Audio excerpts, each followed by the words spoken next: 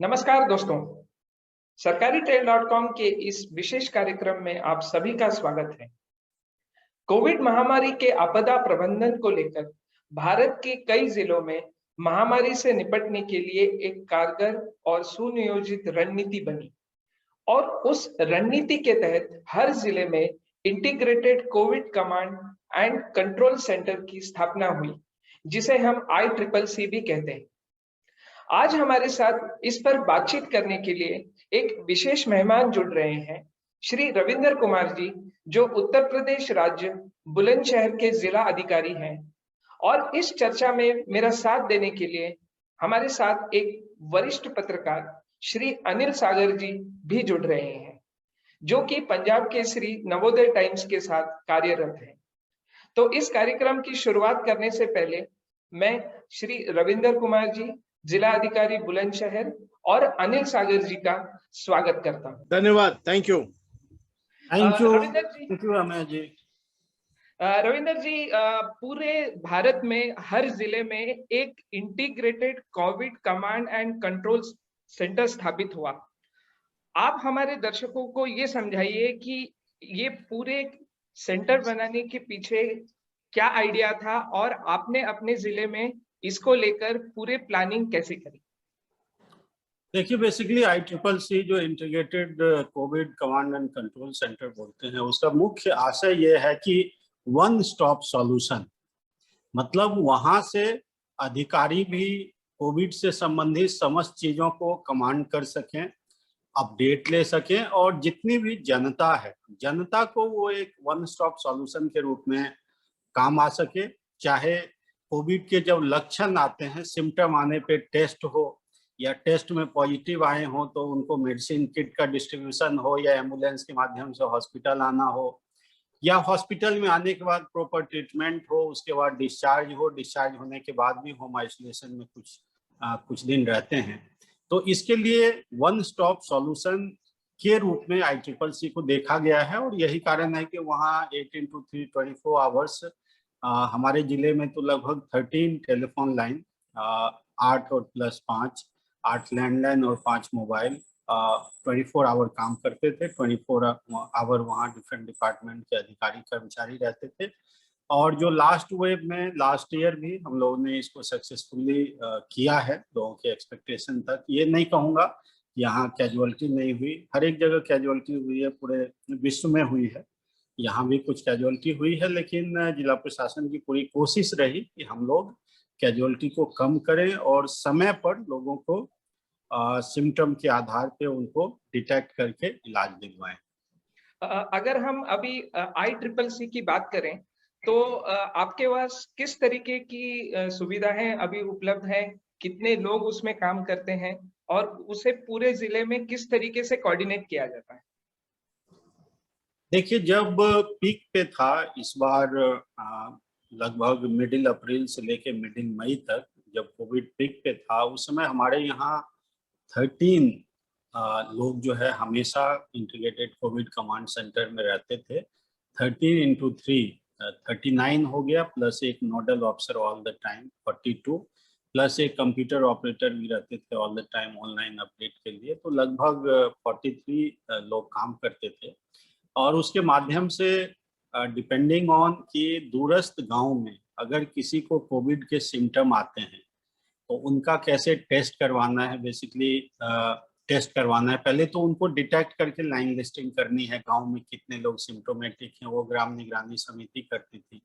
उसके बाद as soon as possible next day ही मॉर्निंग में जो RRT की टीम थी, रैपिड रिस्पांस टीम, उसके माध्यम से उनका टेस्ट करवाना। टेस्ट में अगर नेगेटिव आए तो कोई बात नहीं है, पॉजिटिव आए तो वहीं पे उनको होम आइसोलेशन किट दिलवाना। उसमें भी ये डिसाइड करना है कि होम आइसोलेशन में रहना है या कोविड हॉस्पिटल में जाना है। तो ये RRT टीम का काम है। इसके बाद एम्बुलेंस के माध्यम से उनको हॉस्पिटल लाना, हॉस्पिटल में प्रॉपर ट्रीटमेंट दिलाना। अब देखिए कि लास्ट जो हमारा वेव था उसमें ऑक्सीजन और रेमडेसिविर की काफ़ी दिक्कतें थी। तो ऑक्सीजन और रेमडेसिविर का मैनेजमेंट हॉस्पिटल द्वारा ओवर चार्जिंग न किए जाए, प्रॉपर बेड मिले, चाहे आइसोलेशन बेड हो, ऑक्सीजन हो, ICU बेड हो या वेंटिलेटर हो, ये समस्त चीज़ का अनुसरण ICCC के माध्यम से होता था। इसके बाद बहुत सारे कोविड हॉस्पिटल हैं, कुछ प्राइवेट हैं, कुछ सरकारी हैं, किनको कितना ऑक्सीजन देना है, कितना रिक्वायरमेंट है, किनके ऑक्सीजन बेड पे कितने पेशेंट हैं, इन सबों का अनुसरण होता था। और ICCC के अलावे हम लोगों ने कई सारे व्हाट्सएप ग्रुप बना रखे थे। कुछ व्हाट्सएप ग्रुप में सारे प्राइवेट कोविड हॉस्पिटल थे, कुछ में नॉन कोविड हॉस्पिटल थे। इसी तरीके से कुछ में हमारे जो जनपद स्तरीय अधिकारी हैं उनको भी हमने ब्लॉक स्तर के नोडल अधिकारी लगा रखा था सारे CHC PHC पे। कुछ हमारे जो सीनियर हेल्थ विभाग के आदमी हैं उनका अलग ग्रुप है। तो depending on nature of work हमने व्हाट्सएप ग्रुप, ICCC और वर्ड स्प्रेडशीट के माध्यम से, जो word spread Google word spreadsheet होता है उसके माध्यम से हम लोगों ने ऑन टाइम सूचना, अब जैसे गांव में किसको सिम्टम आया वो हम तक कैसे पहुंचेगी, या RRT की टीम ने किस गांव में कितना टेस्ट किया वो जिला प्रशासन कैसे पहुंचेगी, वो हम लोगों ने वर्ड स्प्रेडशीट के माध्यम से कलेक्ट करके, तो एक अच्छा ट्रांसपेरेंट फीडबैक मॉनिटरिंग और इसके बाद जो है सो रियल टाइम मॉनिटरिंग के माध्यम से हम लोगों ने सुनिश्चित किया था। अनिल जी, आज हमारे साथ आप जुड़े हैं। आपने पिछले 15 महीने पे जमीन पे काफी काम किया। मैं जानना चाहूंगा, आपका कोई सवाल हो जो आप रविंदर जी से पूछना चाहें। देखिए, मैं सबसे पहले दर्शकों को बता दूं कि रविंद्र कुमार जी जो है वो बुलंदशहर के डीएम है, और बुलंदशहर दिल्ली और NCR, या यूं कहें दिल्ली से अगर आप बिहार, उत्तर प्रदेश कहीं भी जाते हैं तो रास्ता वहीं से निकलता है, इसलिए बहुत महत्वपूर्ण जिला है। रविंदर जी, एक कनेक्टिंग डिस्ट्रिक्ट होने के नाते आपको लगता है कि जो पलायन कर रहे थे लोग, उनको लेकर के क्या मुद्दे आपकी नजर में बहुत महत्वपूर्ण रहे जिनसे समस्या बढ़ी, या उन लोगों के लिए आपकी तरफ से क्या किया गया? पहली बात। दूसरी बात, हम अभी बहुत सारे जगहों पे ये देख रहे हैं, पढ़ रहे हैं कि ऑक्सीजन की समस्या बहुत ज्यादा रही, तो क्या फ्यूचर के लिए बुलंदशहर ऑक्सीजन आत्मनिर्भर बने, इसके लिए कुछ प्लान किया जा रहा है? एक चीज और सुनने में आ रही है कि आपके यहाँ कुछ कंपनियां हैं, फैक्ट्रियां हैं, जहां पर फार्मास्यूटिकल फैक्ट्रियां हैं, जहां पर वैक्सीन बन रही है, तो उसको लेकर के आपकी क्या जानकारी है? और उसमें क्योंकि बुलंदशहर फिर और महत्वपूर्ण हो जाता है भारत के नक्शे में, दुनिया के नक्शे में। देखिए, 3 सवाल हैं बेसिकली। एक तो प्लाइंग से संबंधित है, दूसरा ऑक्सीजन और तीसरा वैक्सीन। जी। प्लाइंग से संबंधी, देखिए बाहर से जब लोग आते हैं तो ये हो सकता है कि वो एक कैरियर बन के आए, मतलब सोर्स ऑफ इन्फेक्शन, तो उसको हम लोगों को कम करना है। बाहर के लोगों के द्वारा जो इन्फेक्शन हमारे जनपद के लोगों में फैलने की संभावना है उसको कम करने के लिए हम लोगों ने ग्राम निगरानी समिति का, मैं बाहर से ही बताऊंगा, सबसे पहले हमारे जितने चेक पोस्ट थे, बॉर्डर थे, वहां पे हमारी सैंपलिंग टीम थी। वो depending on symptom, depending on age, question answer के आधार पे वहाँ हमारा सैंपलिंग होता था। कुछ लोग डायरेक्ट बस स्टेशन में आए, रेलवे से उतरे, तो हमारा 6 बस स्टेशन है, 3 रेलवे स्टेशन है, वहाँ डेडिकेटेड टीम थी और वहाँ से काफी संख्या में 150 से ज्यादा पॉजिटिव व्यक्ति, पॉजिटिव कोविड पॉजिटिव केस हमारे वहाँ से आए हैं, जो बाहर से लोग आते थे 6 बस स्टेशन पे, 3 रेलवे स्टेशन पे या हमारे चेक पोस्ट पे। इसके अलावा मान लिया जाए कि चेक पोस्ट पे मिस हो गए, बस स्टेशन, रेलवे स्टेशन से गांव में आ गए, तो गांव में ग्राम निगरानी समिति थी। उसमें बेसिकली आशा, आंगनबाड़ी, ऐसे तो ग्राम प्रधान का चुनाव था तो हम लोगों ने ग्राम प्रधान को एक्टिवली नहीं इन्वॉल्व किया था। अन्य जो शिक्षक होते हैं, NGO के यूथ आए, इन लोग को ये करके हम लोगों ने ग्राम निगरानी समिति के माध्यम से, हमने बताया वर्ड स्प्रेडशीट के माध्यम से, फीडबैक मैकेनिज्म के माध्यम से, वहां से भी हम इंफॉर्मेशन लेते थे कि बाहर से कौन आए हैं, और बाहर से जो लोग आए उसको आइसोलेट करना, टेस्टिंग करना, और एक बार टेस्टिंग हो गया तो पकड़े ही जाएंगे। तो इस तरीके से हमने इसको इन्फोर्स किया, और वर्ड स्प्रेडशीट के माध्यम से हमें डेली फीडबैक आता था कि किस चेक पोस्ट पे कितनी टेस्टिंग हुई, कितने पॉजिटिव आए, उनको कहाँ ले जाया गया, कौन से बस स्टेशन पे कितनी हुई, कौन से रेलवे स्टेशन कितनी हुई, ग्राम निगरानी समिति ने कितने लोगों को रिपोर्ट किया जो सिम्टोमेटिक हैं। तो इस तरीके से हम लोगों ने बाहर से जो हमारा इन्फेक्शन डिस्ट्रिक्ट में फैलना था उसको कंट्रोल किया। अब आपकी दूसरी बात रही ऑक्सीजन की।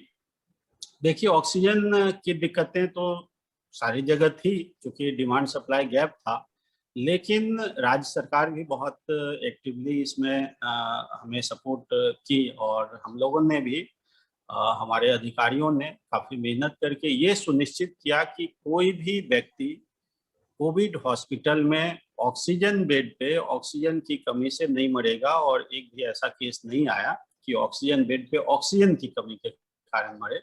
अब इसके लिए हमने वही बताया कि हम लोगों ने मैनेज किया था कि सारे कोविड और नॉन कोविड हॉस्पिटल का व्हाट्सएप ग्रुप बना के हर एक हॉस्पिटल पे हमने एक अपना नोडल अधिकारी लगाया था, जो कि रियल टाइम फीडबैक दें। हॉस्पिटल का कहना था हमारे इतने बेड पे इतने पेशेंट हैं, हमें डेली इतने सिलेंडर चाहिए। तो उस समय इतनी स्कार्सिटी थी कि कुछ हॉस्पिटल ज्यादा भी मांग देते थे, 20 है पेशेंट और 40 का मांग दिए। तो हमने नोडल अधिकारी लगा के वेरीफाई करके फिर डेली का कोटा फिक्स करके उनको ऑक्सीजन दिया जाता था, ताकि किसी को स्टोरेज भी ना कर सके और जरूरत के मुताबिक मिल भी जाए। इस तरीके से हम लोगों ने बाद में होम आइसोलेशन पेशेंट के लिए भी ऑक्सीजन सिलेंडर की व्यवस्था की। अब जो आगे हमारे लिए चैलेंज है, क्योंकि ऑक्सीजन की दिक्कतें थी, तो हम लोगों ने आगे क्या किया है, अभी हमारी कोशिश है कि ऑक्सीजन जनरेटर प्लांट ही लग जाए। अभी हमारे यहाँ हमारे जनपद में 3 नए ऑक्सीजन प्लांट ऑलरेडी कार्यरत हैं, जो इस सीजन में लगे हैं। 2021 में चौथा इंस्टॉल हो गया है, जो हमें लगता है within a week function करना चालू कर देगा। तो 4 हो गए और 7 और पाइपलाइन में है, जो कि उसमें से एक 30 जून तक इंस्टॉल हो जाएगा। बाकी 3 जो है सो जुलाई के एंड तक हो जाएंगे। हमारा ये कोशिश है कि अब चूंकि डिमांड ज़्यादा है, थोड़ा सा जो उनके सप्लायर हैं थोड़ा डिले कर रहे हैं, बट हमारी कोशिश है कि जल्दी से जल्दी लग जाए। इसके अलावे ऑक्सीजन गैस जनरेटर प्लांट के अलावे ऑक्सीजन स्टोरेज टैंक, क्योंकि हमारे यहाँ 14 मेट्रिक टन क्षमता की थी, अभी हम लोग उसका डबल कर रहे हैं। ये सारी चीजें हैं। ऑक्सीजन कॉन्सेंट्रेटर भी रख दिया है। तो इस तरीके से हम लोग इसको आगे में टेकल। अब देखिए कि ऑक्सीजन जनरेटर प्लांट लग जाएगा, उसके लिए डीजल जनरेटर, ट्रांसफार्मर का पावर इनहेंस करना, पाइपलाइन लगाना, ऑक्सीजन जनरेटर चलाने के लिए टेक्नीशियन को ट्रेन करना, ये सभी हम लोग करवा रहे हैं। इस तरीके से हम लोग इसको टैकल कर रहे हैं। एक वैक्सीन आपके यहाँ कुछ बन रही है, मैंने सुना है। जी, वैक्सीन का एक ऑलरेडी गवर्नमेंट ऑफ इंडिया की अंडरटेकिंग है, जो पहले से ही अन्य तरह की वैक्सीन बनाती थी, तो उन्हीं को हमारा कोविड वैक्सीन बनाने के लिए दिया गया है और इसमें कार्य चल रहा है। हमें लगता है समय लगेगा, क्योंकि लैब एस्टैब्लिश किया जाना है, मैन पावर की ट्रेनिंग की जानी है। तो ऐसा बताया गया था कि अक्टूबर नवंबर तक चलेगा, बट इसमें ऐसा कोई कंफर्मेटरी ये नहीं आया है। कार्य चल रहे हैं और कोशिश है सरकार की कि जितना जल्दी हो जाए इसको शुरू करवा देंगे। जिले में वैक्सीन को लेकर के क्या स्थिति, क्योंकि बहुत सारे लोग जो है वो उनको ये लगता है कि वैक्सीन नहीं लगवाना चाहिए, उससे ये समस्या हो जाएगी, वो समस्या हो जाएगी। तो वो जो भ्रामक बातें चल रही हैं, अफवाह चल रही है, झूठी कहानियां जो चल रही हैं, उसको कैसे तोड़ पा रहे हैं, क्योंकि वो भी एक चक्रव्यूह है। और अभी वैक्सीन का प्रतिशत क्या है, क्या वो अप्रिशिएबल है? देखिए, वैक्सीन के 2 एस्पेक्ट हैं। एक तो यह है कि वैक्सीन लगाना और दूसरा है वैक्सीन लगाने के लिए लोगों को तैयार करना।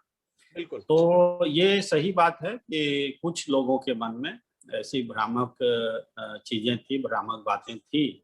हम लोगों ने लोगों में अवेयरनेस जनरेशन करके, अवेयरनेस कैसे जनरेट किया, तो जो सरकार से जो भी मैसेज आए, वीडियो आए, लीफलेट्स आए, उसको लोगों में अच्छा सर्कुलेट किया। हमारे मीडिया बंधुओं का सहारा लिया। जितने भी नवनिर्वाचित प्रधान जी आए, आधे प्रधान से लगभग 500 प्रधान जी से मैंने स्वयं जूम ऐप के माध्यम से बात किया, फिर बाकी से हमारे अधिकारियों ने किया। और इसमें बेसिकली एक ही बातें बताई गई कि देखिए, भारत के माननीय प्रधानमंत्री जी ने वैक्सीन लिया, माननीय मुख्यमंत्री जी ने लिया, मैंने भी लिया, तो अगर वैक्सीन से कुछ हार्म होगा तो हम लोग क्यों लेंगे। तो बेसिकली सिंपल लैंग्वेज में ये बताया गया कि वैक्सीन आपके अंदर एंटीबॉडी तैयार करता है, जो कि भविष्य में अगर कोरोना वायरस एंटर करने की कोशिश करता है तो उसको मार पिटाई करके बाहर भगाता है। इसका मतलब है कि बेसिकली आपके अंदर एक पहलवान, एक फाइटर तैयार करता है, जो कि बाहर से कोई एंट्री करने की कोशिश करे, एक्सटर्नल एजेंट, चाहे कोविड वायरस हो या कोई हो, तो उसको मार पिटाई करके बाहर भेजेगा। तो ऐसे सिंपल शब्दों में हम लोगों ने समझाया। तो अवेयरनेस जनरेशन में काफी काम किया गया और इसी का असर है कि हमारे यहाँ वैक्सीनेशन की अच्छी स्थिति है। कल भी लगभग 19,000 लोगों को वैक्सीन लगाया गया है, 18 से लेके 18 एंड अबव सबका, 18 to 44 एक ग्रुप और 45 एंड अबव दूसरा ग्रुप। और डेली हम लोग लगा रहे हैं। हमारा 45 प्लस में फर्स्ट डोज लगभग 50% पॉपुलेशन को लगाया जा चुका है। 7.5 लाख का हमारा टारगेट है, उसका आधा हम लोग लगा चुके हैं और बहुत तेजी से आगे बढ़ रहे हैं। तो वैक्सीनेशन की ठीक स्थिति है पूरे प्रदेश में बुलंदशहर का छठा स्थान है। 45 प्लस फर्स्ट डोज वाले में हमारा छठा स्थान। रविंदर जी, आपने बड़ी खूबी से पूरे इस महामारी के प्रबंधन को लेके आपने काफी सारी बातें बताई कि ऑक्सीजन आपूर्ति के लिए आपने सुविधाओं को रैंप अप किया है। मैं ये जानना चाहता हूँ कि अब कुछ एक्सपर्ट्स ये कह रहे हैं कि आने वाले 6 या 8 हफ्ते में हो सकता है कि कोविड महामारी की तीसरी लहर आए। तो इससे मुकाबला करने के लिए आपकी पूरी टीम किस तरीके से उसको प्लानिंग कर रही है या उसको रोकने के लिए आपकी क्या रणनीति है? देखिए, मेरा मानना है कि जब भी आप भविष्य की तैयारियां करते हैं तो सबसे पहले जो पास्ट में आपको दिक्कतें हुई उसका सॉल्यूशन ढूंढते हैं। बिल्कुल। पास्ट में बेसिकली दिक्कतें ऐसे तो बोले एक लेमन लैंग्वेज में तो 2 चीजों पे हुई, एक ऑक्सीजन पे और दूसरा मेडिसिन जो रेमडेसिविर हो या अन्य जो बाद में आई। तो रेमडेसिविर तो खैर सरकार अच्छी संख्या में बाद में अवेलेबल हो गया था। ऑक्सीजन के लिए जैसा मैंने ऑलरेडी बताया कि हम लोग जितने भी कोविड हॉस्पिटल हैं वहाँ नया ऑक्सीजन जनरेशन प्लांट लगा रहे हैं। 11 प्लांट नए लगने हैं जिसमें से 3 ऑलरेडी लग गए हैं और फंक्शनल हैं, एक चौथा इंस्टॉल हो गया है जो 1 वीक में स्टार्ट हो जाएगा। बाकी 7 और पाइपलाइन में है, एक हमारा जून इन तक लग जाएगा और बाकी 3 क्या पीएम केयर्स फंड से लग रहे हैं रविंदर जी? ये पीएम केयर्स फंड वाले भी हैं? पीएम केयर फंड में भी 2 हमारे यहाँ सैंक्शन हुए हैं, लेकिन जो अभी तक लगे हैं मोस्टली CSR के हैं, जी। मतलब निजी क्षेत्र के थ्रू? जी, कुछ पब्लिक कंट्रीब्यूशन से, कुछ जो यहाँ इंडस्ट्रीज हैं उनके कंट्रीब्यूशन से। एक हमारा मैंने बताया कि 3 फंक्शनल हैं, वो 3 नए फंक्शनल करवाए गए हैं। एक हमारे यहाँ ओल्ड भी प्लांट था, लास्ट ईयर हम लोगों ने फंक्शनल करवाया था। तो पहला चैलेंज हुआ जो हमें पास्ट में दिक्कतें हुई उसके सॉल्यूशन, मतलब ऑक्सीजन की दिक्कत हुई तो हमने ऑक्सीजन का भी सॉल्यूशन ढूंढा, ऑक्सीजन जनरेशन प्लांट लगाया। अभी हमारे जिले में लगभग 250 ऑक्सीजन कॉन्सेंट्रेटर भी हैं जो डिफरेंट अस्पताल को दे दिए गए हैं और जहाँ मरीज हैं वहाँ यूज भी हो रहे हैं। ऑक्सीजन स्टोरेज टैंक हमारे यहाँ 14 मेट्रिक टन कैपेसिटी का था, जिसको कि हम लोगों ने, वो प्राइवेट एजेंसी का था, हम लोगों ने उसको टेक ओवर किया था। उसी को हम लोगों ने अनुरोध किया है कि आप उसको डबल कर लें कैपेसिटी, वो उस पर काम कर रहे हैं। तो देखिए, oxygen concentrator, oxygen generation plant और ऑक्सीजन स्टोरेज टैंक, तीनों पे काम हो रहा है। बाकी देखिए, अब ये बताई जा रही है, लोगों का स्पेकुलेशन है कि बच्चे ज्यादा इफेक्टेड होंगे जो फ्यूचर में अगर वेव आती है, तो उसके लिए हम लोगों ने पेडियाट्रिक ICU ऑलरेडी उसकी स्थापना कर ली है। हमारे VIIT जो हमारा L2 सेंटर है, टोटल वहाँ पे 500 के लगभग बेड हैं, 150 बेड हम लोगों ने एक्टिवेट करवा रखा था। ऑक्सीजन जनरेशन प्लांट भी वहाँ पर है, तो वहाँ पे 40 बेड का PICU की स्थापना की गई है। बाकी देखिए, चूंकि डिस्ट्रिक्ट थोड़ा 7 तहसील का है और एक दूरतम जो दूरस्थ कोने हैं वहां से हेडक्वार्टर पहुंचने में लगभग 1.25 घंटे से 1.5 घंटे लगते हैं। हम लोगों ने जो फारदेस्ट हमारा तहसील है वहां भी PICU की स्थापना की है। डिवई है, वहां पे 10 बेड का, और सयाना में भी 10 बेड का, फिर खुर्जा और सिकंदराबाद में भी 10-10 बेड का स्थापना की है। तो ये हो गया ICU के बारे में। तीसरा जो है ये हो गया बच्चों की सुरक्षा के लिए, जो स्पेकुलेशन किया जा रहा है कि बच्चे अफेक्टेड होंगे। तीसरा देखिए, वैक्सीनेशन पे मैं जोर दूंगा, क्योंकि भविष्य में अगर वेव आती है और लोग वैक्सीनेटेड हैं, इस बार भी आपने देखा कि ये बात सही है कि वैक्सीनेटेड लोग भी कुछ संक्रमित हुए, लेकिन उनकी रिकवरी फास्ट थी। जो लोग वैक्सीनेटेड थे वो जल्दी रिकवर हुए, ऐसा ऑब्जर्व भी किया और लोग बोलते भी हैं। तो वैक्सीनेशन पे जोर दिया जा रहा है और वैक्सीनेशन बारे में हमने बताया भी कि हम लोग बहुत तेजी से वैक्सीनेशन कर रहे हैं। अभी 45 प्लस में हमारा आधा पॉपुलेशन हो गया है, 45 प्लस पॉपुलेशन बात कर रहा हूँ। 18 to 44 में भी तेजी से चल रहा है और हम लोगों को मोटिवेट भी कर रहे हैं डिफरेंट सोर्स से कि लोग किसी तरह की भ्रांति ना पालें, वैक्सीनेशन करवा लें। इसके अलावा देखिए एक मैन पावर भी एक चैलेंज होता है, तो हम लोगों ने जैसे वेंटिलेटर ऑपरेटर या ऑक्सीजन प्लांट ऑपरेटर की ट्रेनिंग करवा रहे हैं और अन्य जो भी शॉर्टेज हैं उसके बारे में सरकार को भी बताया गया और हम लोग भी यहाँ पे, सरकार ने भी इसमें बहुत, सरकार की तरफ से तो बहुत ही एग्रेसिव जो है मदद भी किया गया है, फॉलोअप भी किया गया है वीसी के माध्यम से, टेलीफोन कॉल के माध्यम से, उस पर भी हम लोग काम कर रहे हैं, तो कन्विंस करने की जरूरत पड़ती है। रविंदर जी, अंत में कार्यक्रम समाप्त करने से पहले मैं चाहूंगा कि आप दर्शकों के लिए कोई संदेश दें। दर्शकों के लिए यही संदेश या अपील है कि कोविड से अगर आप अपने आप को सुरक्षित रखना चाहते हैं तो वैक्सीनेशन करवा लें, जितना जल्दी हो कोविड प्रोटोकॉल के अनुसार वैक्सीनेशन करवा लें। मास्क, सोशल डिस्टेंसिंग या अन्य जो सरकार के द्वारा हिदायतें दी गई हैं वो बिल्कुल ना छोड़ें, उसका पालन करें। तीसरा, अपने अंदर इम्यूनिटी बूस्ट करने वाले जितने भी तरीके हैं, चाहे वो खान पान हो या योगा मेडिटेशन हो या बुरा लत जो जैसे बोलते हैं ड्रिंकिंग स्मोकिंग से इम्यूनिटी कम होता है वो हो, इसका ध्यान रखें। और अंत मैं ये कहूँगा कि आने वाले वेव के दृष्टिगत अलर्ट हो जाएं, अपनी तैयारी कर लें। रविंदर जी, हम ये कह सकते हैं कि आपने अपने जिले को लेके ये integrated COVID command and control centre को स्थापित करके आपने पूरी स्थितियों को अपने नियंत्रण में रखा है और हमारा मानना है कि आने वाले वक्त में अगर तीसरी वेव आ भी जाती है तो आपकी पूरी टीम उसके लिए तैयार है। रविंदर जी, आपका बहुत बहुत धन्यवाद। तो ये थे रविंदर कुमार जी, जिला अधिकारी बुलंदशहर। हमारे साथ जुड़ने के लिए बहुत बहुत धन्यवाद। और अनिल सागर जी, आपका भी बहुत बहुत धन्यवाद। मैं अमय साठे नए कार्यक्रम, नए मुद्दे के साथ फिर हाजिर होऊंगा। अगर ये कार्यक्रम आपको अच्छा लगा हो तो हमारे चैनल को सब्सक्राइब करें, लाइक करें और ज्यादा से ज्यादा लोगों तक इस कार्यक्रम को शेयर भी करें। जय हिंद, नमस्कार।